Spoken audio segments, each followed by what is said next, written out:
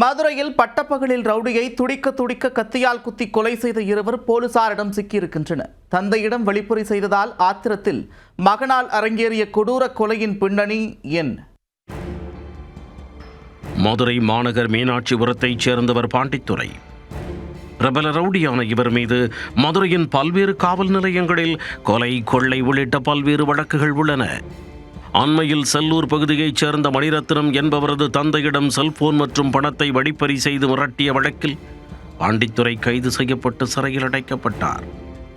பின்னர் 15 நாட்களுக்கு முன் ஜாமீனில் வெளிவந்து வழக்கம் போல தெனாவெட்டாக ஊர் சுற்றி திரிந்துள்ளார்.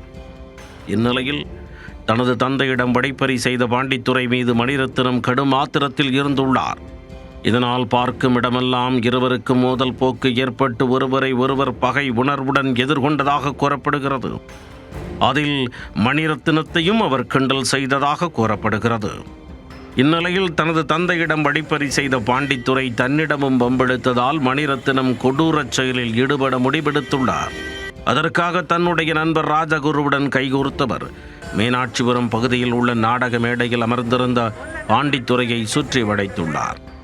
பகையை சொல்லி சொல்லி சரமாரியாக தாக்கியவர்கள் தலை, முகம், நெஞ்சு பகுதிகளில் கத்தியால் குத்தி வெறிச் செயலில் ஈடுபட்டனர்.